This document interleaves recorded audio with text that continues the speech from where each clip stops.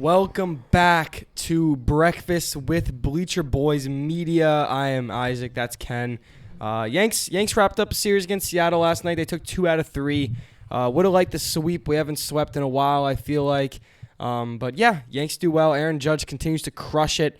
Kind of worried that, Aaron Judge, low-key could have signed with Seattle, I feel like. With the way he hits there, I wouldn't have been surprised if that was his landing place. But anyway, Aaron Judge literally owns the Seattle Mariners. He's, maybe 1% owner. And, yeah, we're going to talk about the games, talk about preview of the Dodgers series. Some big news on Carlos Stanton coming back, Josh Donaldson coming back, Tommy Kahnle we haven't seen in a long time coming back. So some exciting stuff in Yankees world. We continue to roll.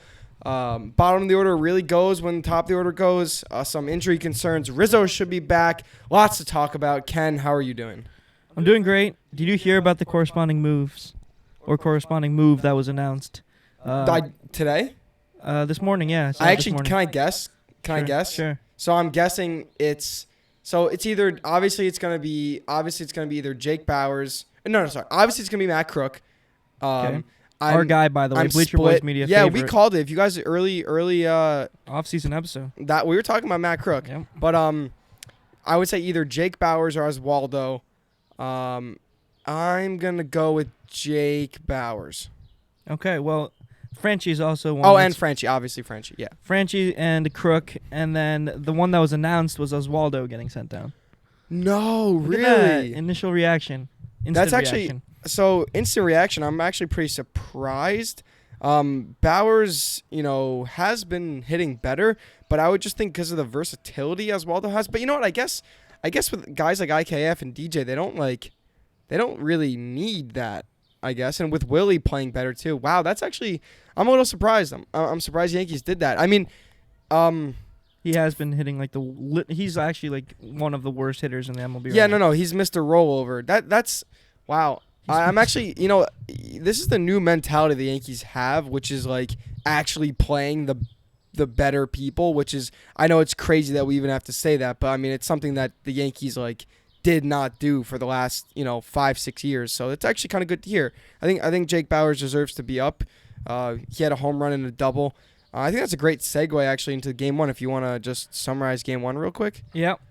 Game 1, we've moved to Seattle after a kind of a dud last game against the Padres, and the New York Yankees came out swinging. The bats were hot against a Bryce Miller, who's up and coming in this league. ERA in the ones, crazy strikeout numbers. He's a guy Ollie loves to watch pitch. And what do the Yankees do to him? 70% fastballs.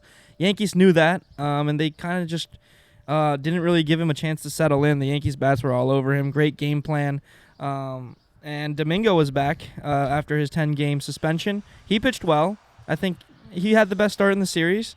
And, yeah, it was a cruise control kind of game. It was really not a point in the game where I was worried about this game getting too close or anything like that. I think it was the Aaron Judge game, 2 home runs, robs a home run later in the game. And, yeah, I mean, do you have anything else? I mean, I just want to talk about multi-hit games in this lineup. How many hits in total? We got 18 this was hits most, this game, yeah. But multi-hit games from this lineup. Higashioka, Kiner Falefa, Jake Bowers, Harrison Bader, Willie Calhoun, Aaron Judge, and Torres. When you have, what is that, 7?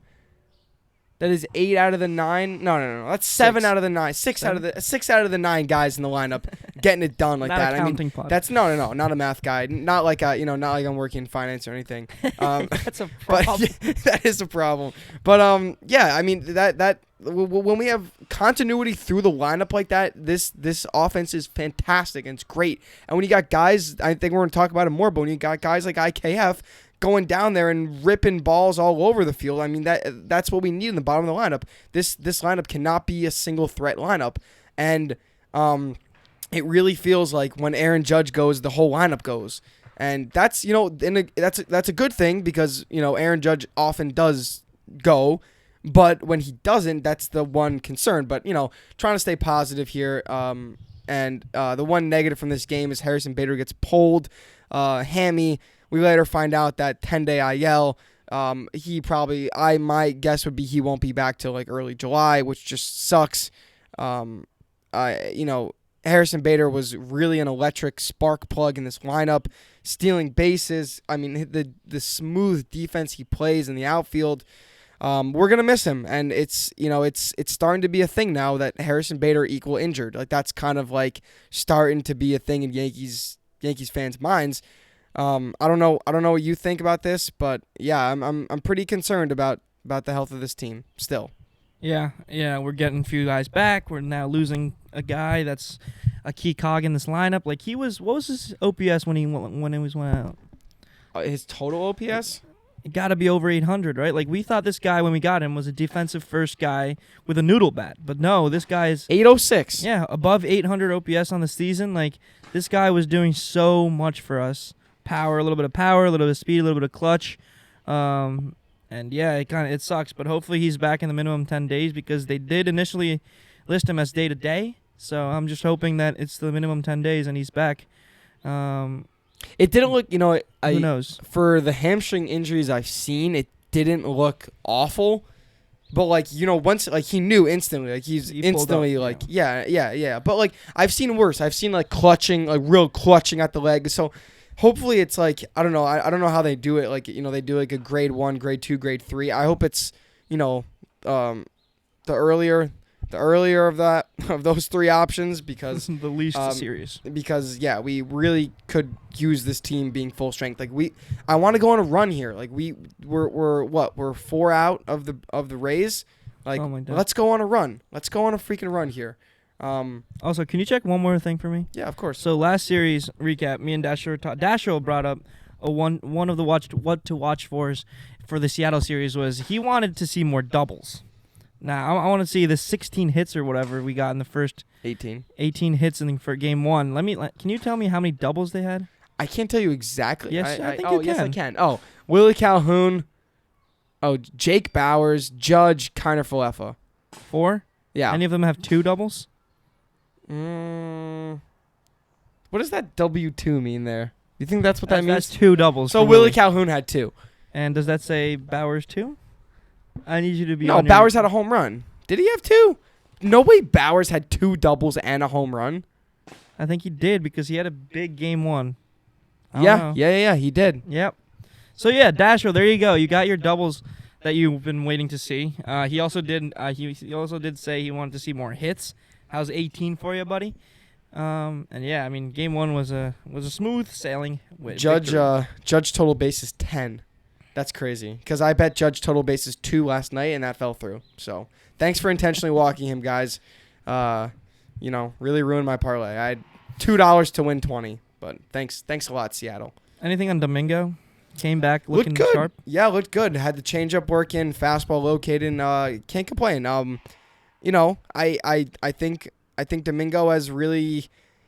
He's a pretty questionable figure in that rotation for various reasons. Questionable human being. But when he's right, man, I'm telling you, I've always had high faith in Domingo Germán's, just talent, ability, and he's great. He can go out there and give you ace stuff any day. Sure. Honestly, I think he's the second most consistent pitcher on this roster right now. Starter. Okay. There's an argument for that. Hot take. I mean. Right now, Nestor Cortez Jr., a little segue here, is having a lot of struggles late in games. So you don't know what you're getting for him. He always looks good in the beginning, but then you never know after the 5th. Severino, we've only seen 1 or 2 starts out of him since, so we can't Electric. I know, but we can't call that consistent yet. Let's see him a little more. So right now, take away the suspension. Domingo Germán, man, he's really going out there. Let's do a little numbers check on Domingo, but. I've always liked Domingo. He's got his numbers in check.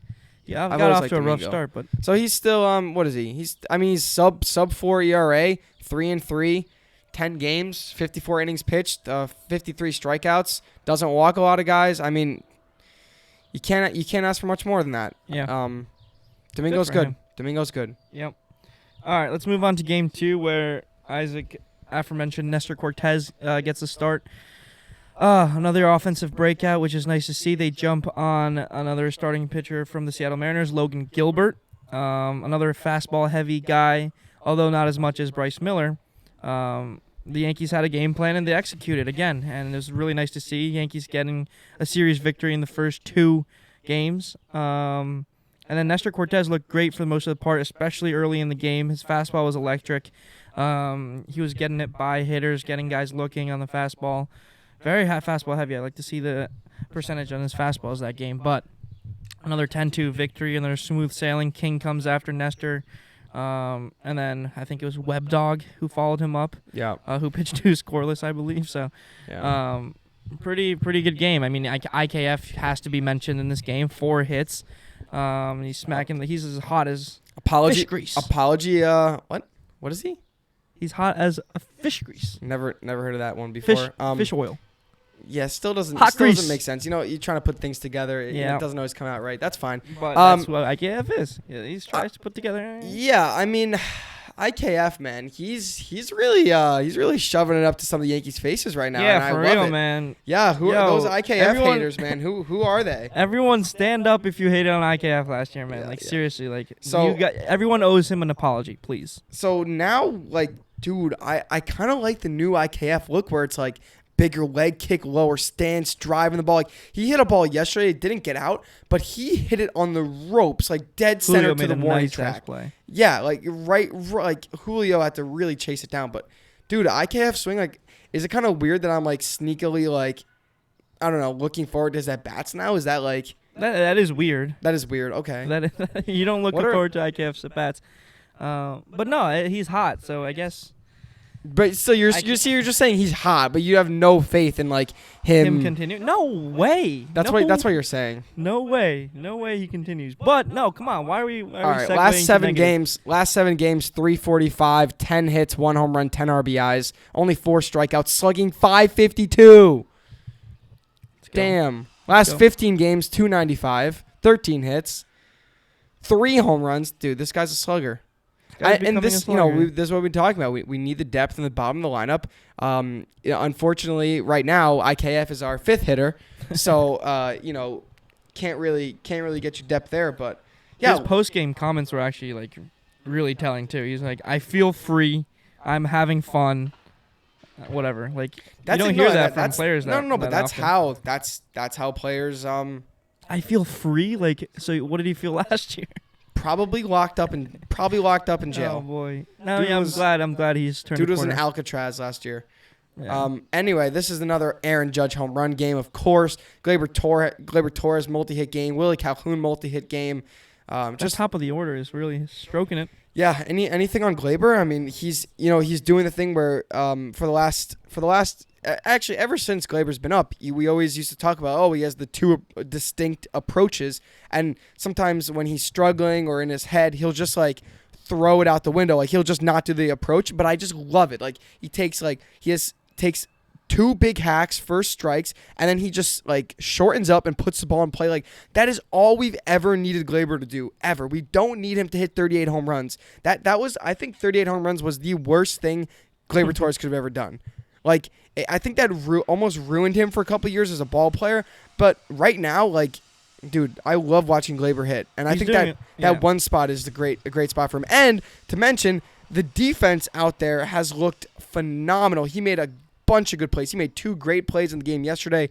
Made a couple good plays in this game too as well. Just looking smooth and relaxed. And yeah, like IKF said, when you're relaxed out there, that's just that's where it really comes out. Yeah, and I know that as well too. Yeah. I mean, I think first of all, batting leadoff for Gleyber, he's a mental guy. So head case. Yeah. No, I don't want to. That has a negative he's connotation. A head case. No, but he's very mentally driven. So it's true. Boone putting him in that leadoff spot, he understands that he needs to be that leadoff kind of hitter, not a 4 or 5 power guy. Leadoff hitters usually singles, and he's doing a lot of punching to the opposite field. He just takes a pitch away and just punches it through the right between the 4-3, 3-4 hole, and his average is sneakily coming back up. He's a streaky hitter. What is he at? 268, 784. I want him to get 270 and 800. Let me see that in LA. 9 home runs too. I mean, that's the power's there. 25 RBIs, 5 stolen bases. This Gleyber Torres, I could get behind this Gleyber Torres. Very similar to what he did last year, but yeah. Isaac wasn't buying into it. No. Are you saying this is his career? This is his career numbers, Ken? No. 268, 784 is very similar to what he did last year. Is that true? 257. And what, 781? Very similar to what he did last year. That's including the terrible August, by the way. So, Yeah. Well, I mean, wholly streaky. I mean, that's the one issue with a lot of these guys is they're streaky as all hell. I mean, that's Giancarlo Stanton. That's I think Gleyber Torres definitely. That maybe is Harrison Bader as well. Like, dude, this. I mean, I guess that's just baseball, Susan. But a lot of these guys are just like hot or cold, and right now they're hot, and we're happy, and we're living life. Another conversation from Game 2 is Nestor Cortez pitched great in the first 4 innings, got up high in the 90s, 100 pitch count area in the 5th, and he started to falter a little bit, stumble, and then he kind of regained his control, struck out the last guy to end his night. Do you think that was a positive step in him, conquering that third time through narrative that, not legs not underneath him, whatever, he's not built up? Do you think he kind of is he on his way to? Are you gonna answer my question? I'm waiting for you to finish the question. Yeah. So do you think he's on his way to turning that narrative around? Yes. Really? How far did he get? Are you?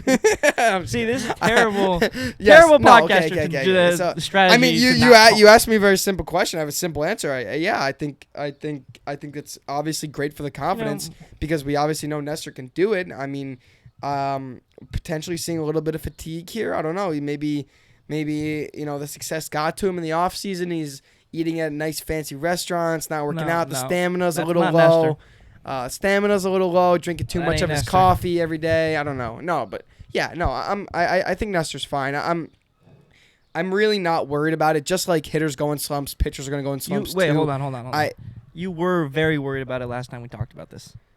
Yeah, no, yeah, but the fact that he got through a pretty tough lineup, and overcame his struggles is a really positive sign because the last 3-4 starts it's been like he's had to be pulled. But also I think it's good that the Yankees had such a big lead where Boone was like, okay, like go out there and figure it out. Like that's the perfect time. Like if this is series win on the line, right? So if this is series win on the line and it's a 3-1 game, Boone may be taking and pull him in way earlier. So it's good that he had a little cushion to work with. I mean, obviously it's still like a concern, but like your question was, was this a positive? Yes, this was a positive. He got out of it. Do you still think it's a thing though? This third time around talk? Well, it's obviously still a thing, but they're working on it. I think the Yankees, I think Matt Blake and Boone addressed it with him, or they looked at some film or something, because it was like, what was it, like 2 or 3 times against, once against Baltimore, right? Was it Baltimore? Sure, yeah, probably. It was, but two starts before that's when it started. Oh, yeah, that was Baltimore, yeah. Yeah, and then against Baltimore, and it was like, okay, I remember Kay said something about, like, okay, like, it's time to go to the lab now. Like, it's time to go look at what we can do to change because, it's a little concerning. But, yeah, no, I'm happy with him. His line ends up being pretty good. I think that's player of the game, to be honest. Like, what was it? 5 and 2/3, 2 earned runs. It would have been like if that. Judge didn't hit 2 home runs and rob a home run, but No, this is the second game, Ken. Yeah, Judge did that in the second game. I thought that was the first game. Huh? We're going to have to go back and check. I could be very wrong. Yeah, I think you're right.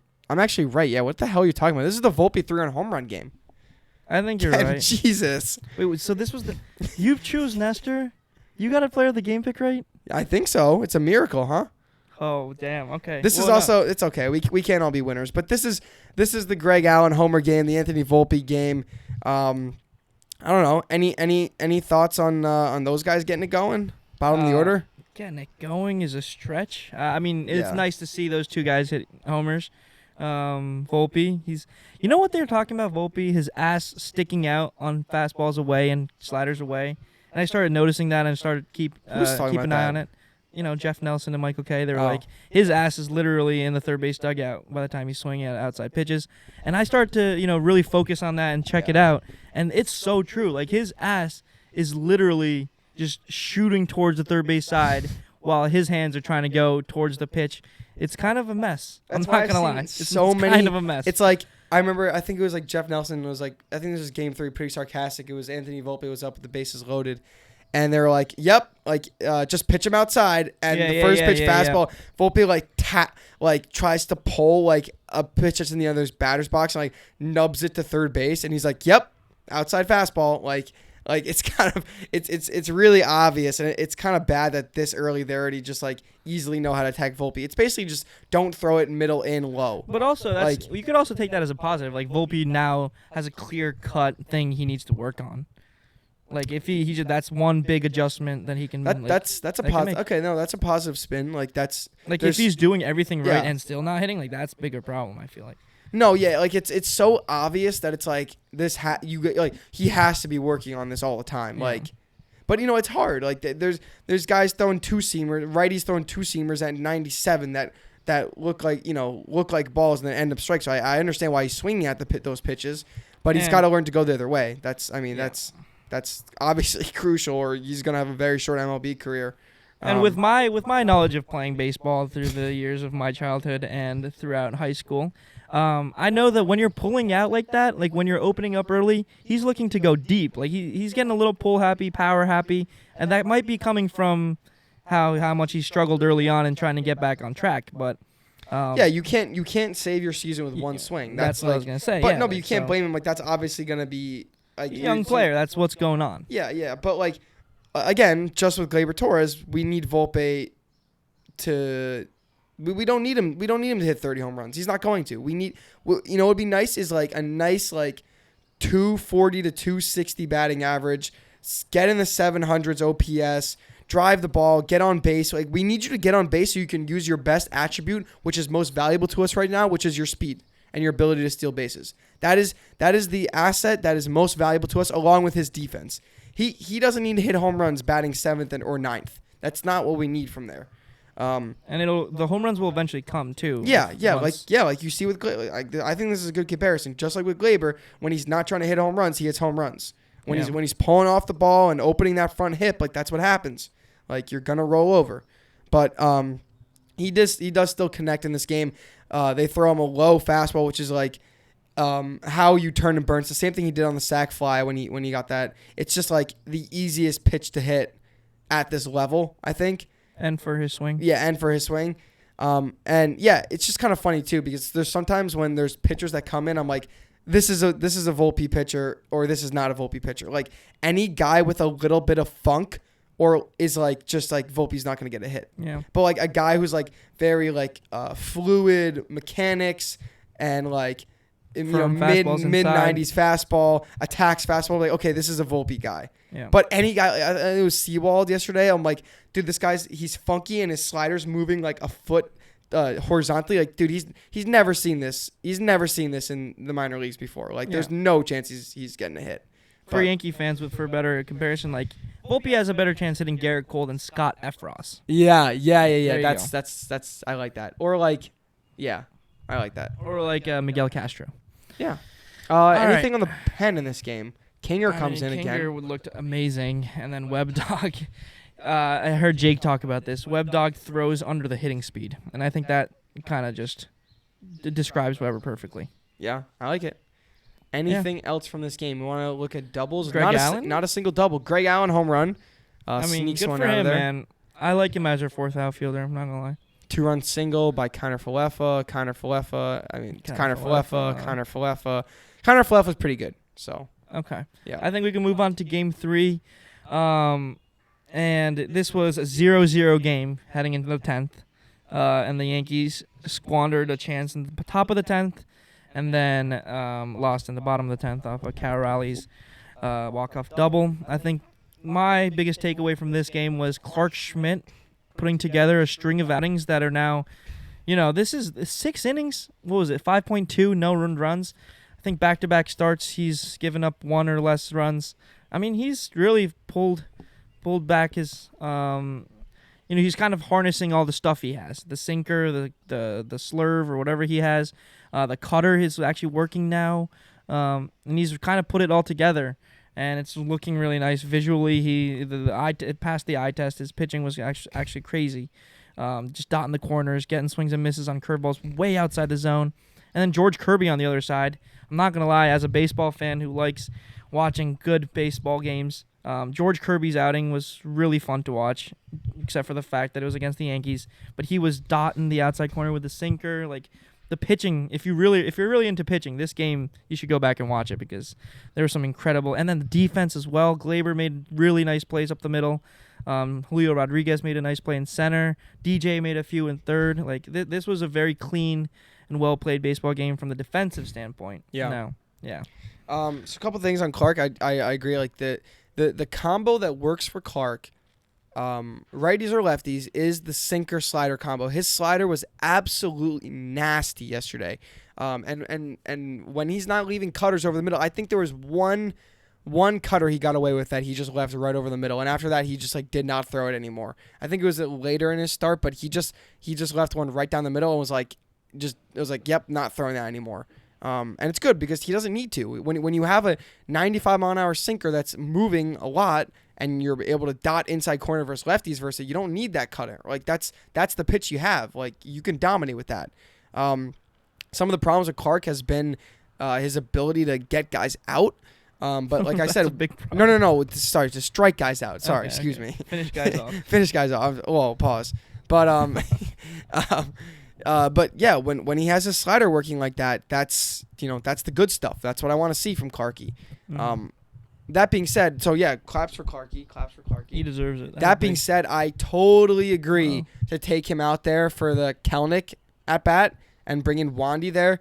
I think he was running out of gas, so I just want to give a little tip of the cap to Booney. Great managing.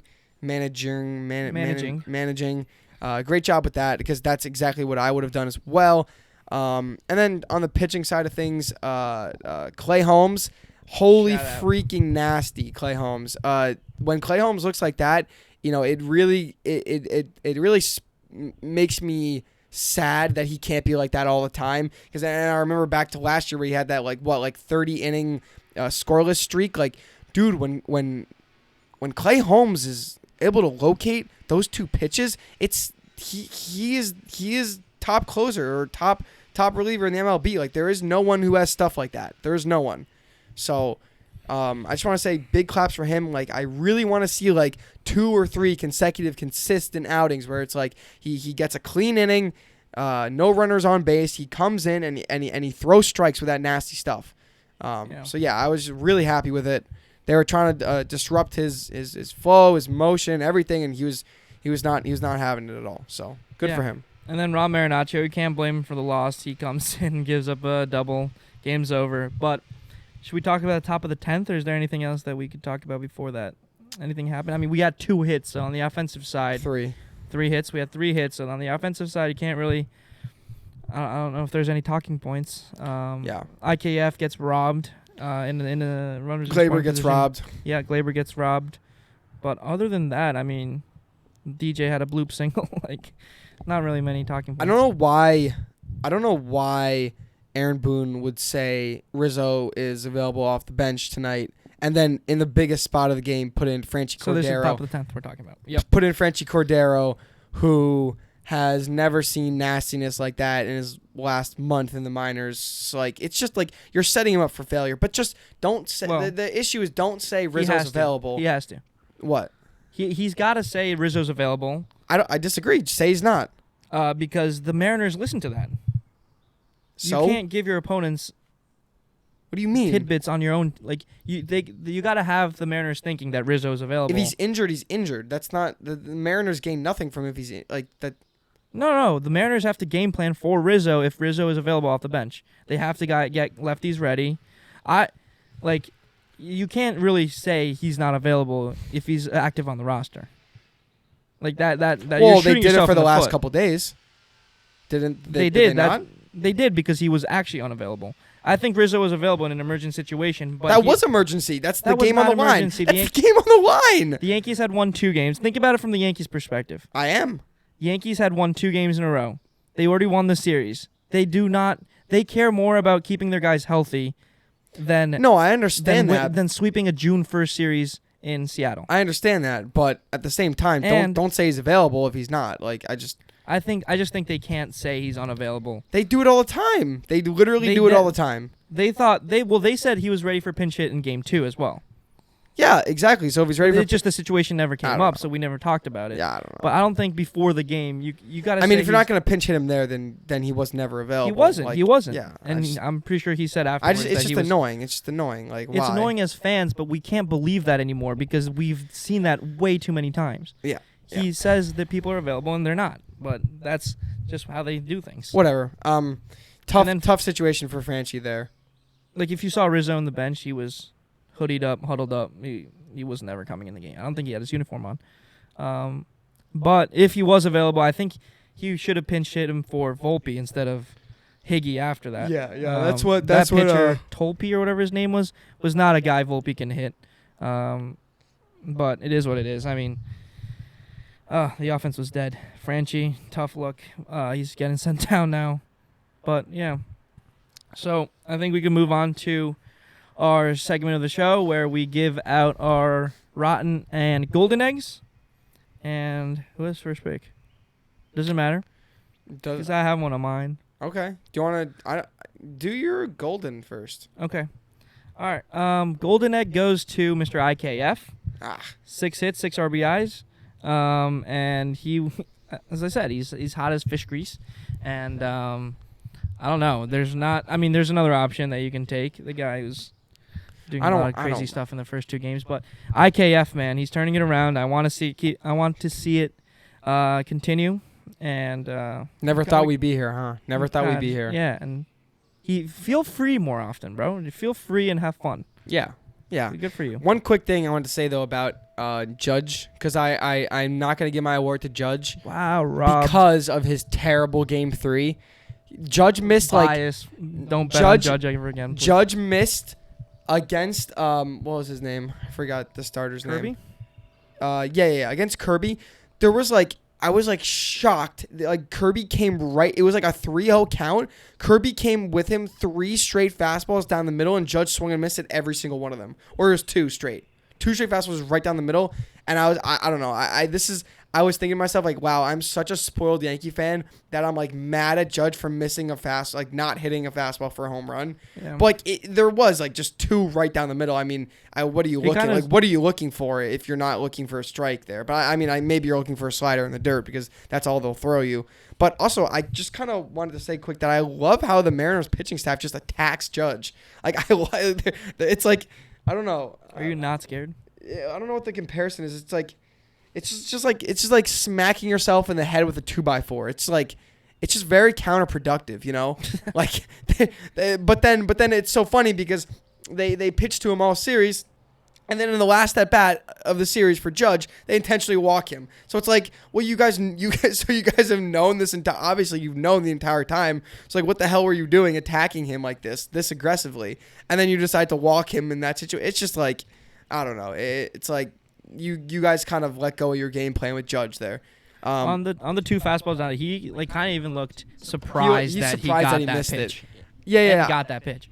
Yeah, I mean, he was whoa. No, but it was 2. It was 2 in a row, 96 just right down the middle, Judge. I think one was on an 0-2 count or something too. Yeah, and Judge was so late. He was wait, seriously? You're really giving me that? But whatever. So who's your golden egg going to? My golden egg will be Mr. Willie Calhoun, baby. Oh, Willie Sean Lamont Calhoun, born in Vallejo, California. Anyway, over the last 7 games, Willie is batting .360 with 9 hits, 4 RBIs, only 1 strikeout. So he's just been absolutely mashing. Ever since that Red series, I feel like he's just been doing great. And if I had told you that Willie Calhoun's batting 3rd in the Yankees lineup in June, you'd laugh and be like, "That's insane," because everyone was DFA him after the first 2 weeks. But he's like Boone says, he can mash. So go Willie Calhoun. There's a lot of guys. Obviously Aaron Judge, but I feel like we just give it to Aaron Judge every week. So my golden egg is Willie Calhoun. Keep hitting, bud. Yep. Okay. Really cute, by the way, too. Nice big chubby cheeks. I wasn't thinking about the rotten egg too much. Shit. Yeah. Okay. Okay.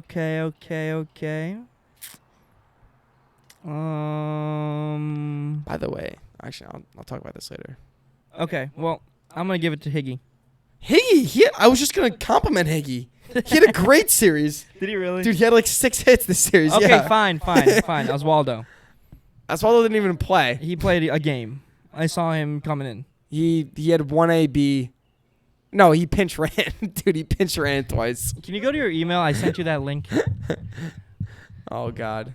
Yeah, it's to be fair to Ken, it is hard to pick someone. Because I feel like, okay, the one game we lost, like, our offense got shut down, but, like, there wasn't any. Right there, Ken Suzuki. Oh, yeah. Like, I didn't know your name. Yeah, I don't know. All right, let's look. Go down to the bottom here. Who had the most at-bats? Well, okay, so I'm not giving it to him. Oh, you know who I can give it to? DJ motherfucking LeMahieu.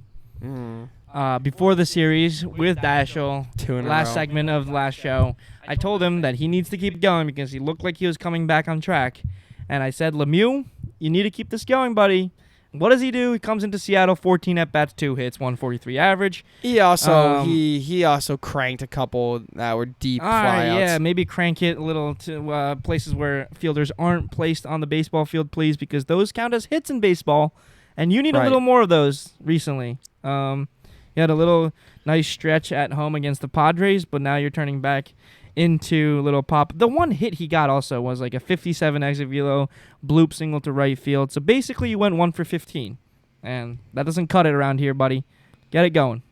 Albert Abreu, you suck. What? That's the meanest thing you've said on this pod. Stop giving up home runs. If Aaron Judge wasn't there, you're just terrible. Stop giving up home runs. You're lucky that your line looks clean. He basically gave up a home run. That's a home run. I mean, like. So that's why he gets a Rodnick for basically giving up a home run. I mean, who else you want me to go with here? I could give it to Volpe. No, don't do that. Don't do that. I gotta stop saying Volpe. I don't know why I keep saying that. Give it to Higgy, bro. What? Higgy's 3 for 8 with an RBI. Higgy's bad vibes, man. Higgy batted 375. He's just bad vibes. No. So actually, I guess Rotten Egg, Abreu. That's tough. Little topic I want to talk about is: are you upset Ben Rortvedt didn't get more of a go? Yeah. And also, are you surprised? That he didn't get more run? Yeah. Am I surprised? Not really. Really? I am. I wish he had more at bats at the. But I think you know what? This is completely just my imagination. Mm-hmm. But what if they're thinking if Ben Rortvedt comes up here and hits well, then there's gonna be talk, of like Oswald Peraza last year. If he hit well, there's a problem of him playing too well, because the Yankees were set on having IKF. But didn't we talk about maybe how they were the too Yankees set? Are over that? Aren't the Yankees over that? Isn't that the whole point of Volpe playing and I don't think they're Jake over that Bauer at all. staying up? Isn't that the whole thing? I don't think that's the whole thing. I think whoever's playing better should play. Obviously. Well, it's not obvious though. That's what you're saying. I'm saying Ben Rortvedt didn't even get a chance to play well, so those voices didn't get loud. Do you understand what I'm saying? Yeah, I know, but it's like I don't even know why. Like he comes in and his first game he has 2 hits and his catching he looks great defensively. Yeah. I don't understand. Like I was just gonna say because I was gonna say Higgy actually has been doing pretty well. Let me check his stats. He was gonna get sent down regardless when Trevino came back up. He's the only one with options. He's the rookie. He's the young guy. I don't know. Well, Jesus, bless you. I mean, look at this. Hickey last 7 games, 353, 6 hits, 17 at bats, 3 RBIs. Like I think Ben Rortvedt being up lit kind of like a fire under Higgy's ass, and now Higgy's like all of a sudden hitter. No, dude, Higgy's been stroking the ball. I'm telling you, look up his exit velo in the last. Look up his exit velo in the last couple. Light a fire under Higgy's ass. That's just not him. No. That Higgy, to his credit, Higgy has been playing well. He's slugging 471. That ain't bad. In the last 7 games, that's 17 at bats. That's not bad. I don't know. How many home runs does he have? None. He's been hitting the ball hard. He's been hitting the ball hard. I'm just let me give Higgy props. Damn. Oh, Higgy. But the reason we can't see Rortvedt. I really did want to see Rortvedt play, but I think it's like they're protecting Higgy and they like how Higgy handles the staff. But dude, Rortvedt is just like a lefty. I want to see what he can do with a bigger sample size. Catcher. I want to see that. Come on. Let me see Rortvedt. I wouldn't be surprised if there's a Phantom IL Higgy at some point. No, I wouldn't be surprised. They're not doing that to Higgy, bro. Maybe Higgy gets hit on the wrist. You never know. Maybe Brian Cashman finds him in an alley and breaks his leg. I don't know. Wow. I don't know. Wow. All right. Brownie points. Start off with starting pitching. Starting pitching, good. Write this down. I mean, honestly, this might be one of my higher ones of the year. Domingo, pretty good. Nestor, pretty good as well, and Clark, great. So out of 10, sorry, I'm gonna 9.4. Woo! Wow. Hot score. Hot day. Hot score. By the way, this is the Bleacher Boys Media, Spring Valley backyard studios. So hope you guys enjoy the view. But anyway. All right, 9.7. 9 points. Really? I mean, damn near perfect. Nestor's 2 runs were the only blemish. No. I mean, Domingo. Yeah, Dude, Domingo. what are you talking about? Domingo gave up 2 runs. Yeah, but I think his line was 4. No, what? Cut it out. No, it wasn't. That's so disrespectful to Domingo, man. I actually think it. Let's take a little peeky poo. Okay, well, Isaac's taking a peeky poo on this gorgeous afternoon or gorgeous morning.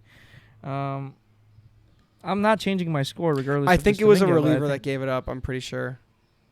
Gotta go to the Yankees side. Isaac's struggling with his computer, his gaming PC. Yeah, 4 earned runs, but it was. I think into the 7th. it was Marinaccio. Yeah, it was Marinaccio. Domingo left a couple guys on, and Marinaccio let up a big hit. Who was it to? I am actually knocking it down a bit. 9.1. Yeah. I thought it was 2 runs.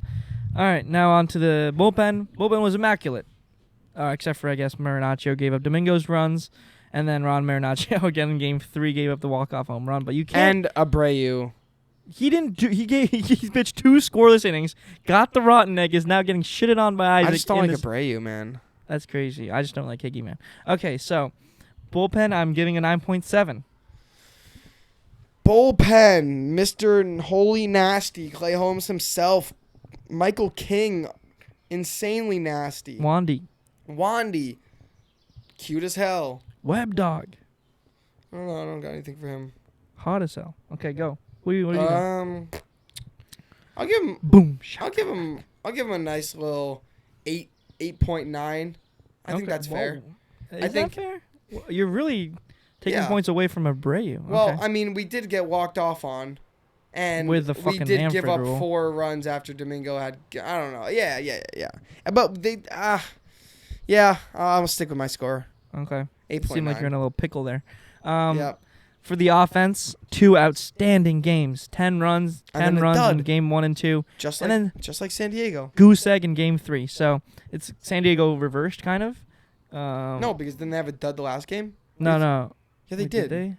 Jeez, Ken. I thought it was 1 and then 2, 3 were good. No. They had a dud. Yeah, they you did literally let- said that, and you Absolute dud in you Game said that 3. So 10 they're minutes ago. really following this formula of win-win dud. But No win on. But 20 runs is still really good, and the 18 hits in Game 1, gotta give him credit for that. 8.7. Yeah, I'm pretty happy with the overall. Obviously, you want a little better in the last game, but hats off, tips off. Jesus, hat off to Kirby. Pitch well. I'm at a 9-1. Sure, go Yanks. This is the highest I've ever given. 91.6 across the 3 categories. That is the highest I've ever given. A nice, cool A-. We'll see if they could get any higher than that, but I doubt it. Unless they literally shut out a team for 3 straight games, score 10 runs 3 straight games, and win all 3 straight games. But now we move on to the Dodgers series, where the Yankees start a nice little West Coast, East Coast rivalry game Friday night. Sevy against Kershaw. Give me 3, or, give me however many what to watch for this series. Well, I mean, obviously, Severino, we haven't really seen him compete against a great lineup yet. Okay. So I'm excited to kind of see how Sevy navigates that tough lineup. Freddie Freeman's hot as hell. Mookie Betts always a threat. Max Muncy, big-time threat. Trace Thompson, good center fielder. Good center fielder. So, yeah, let's see how Sevy navigates it. I'm excited for Giancarlo Stanton. That's my main thing. Cop-out answer. The one thing. Well, okay, let me finish. Okay. The one thing usually is that I think it takes Stanton a little bit to get going. Usually, and the fact that he only really had 1 or 2 rehab games is concerning. So yeah, I like that matchup against Kershaw. He has some great history against Kershaw. Almost left the stadium against Kershaw in like 2015 or something, or did leave the stadium.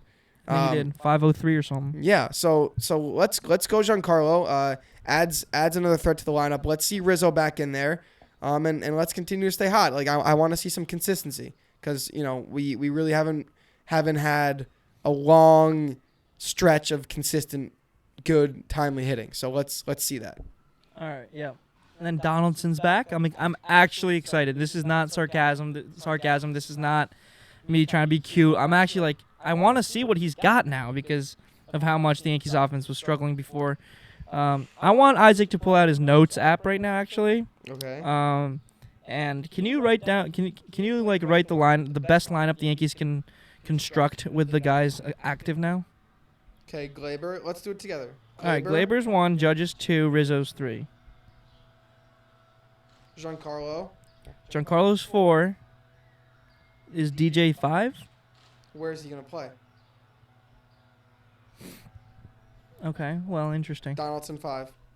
I hate to do it, but Probably. I'm guessing what the Yankees are gonna do. Donaldson 5. So DJ's Calhoun gone. 6. Calhoun 6, IKF 7. Yeah, IKF 7. Wait, but where's Calhoun gonna play? Left field. Okay, and IKF is center. Judge center. What? What are they facing lefty game 1? Kershaw. Oh, they okay. Kershaw's actually game 1. He's a lefty, yeah. I know they said DH Stanton first week, but And it he's makes probably the most sense for him to play right field game 1, but he's not going to. He's not going to. So IKF. Volpe. Volpe's at short. You need to get a catcher in there, Trevino. Trevino. Is that 9 guys that we just have to? That's 9. So All right, Glaber, Judge, Rizzo, Volpe's Giancarlo, back to Donaldson, 9. Calhoun, IKF, Trevino, Volpe. Especially against a veteran like Kershaw, they're like, Damn, I want DJ back in there though. Well, I mean, what is he doing? Well, if you Giancarlo know, plays the outfield, you take Calhoun. it's fine. Because you Where's know what IKF it is? Playing? Where's IKF playing? Center field. Or you could do Judge. You could do if it's a lefty, you want to get Calhoun out of there. You do IKF in left, Judge center, Giancarlo right. They're not doing DJ. that. I'm sorry. DJ DH. Donaldson DH. DJ third. DJ third.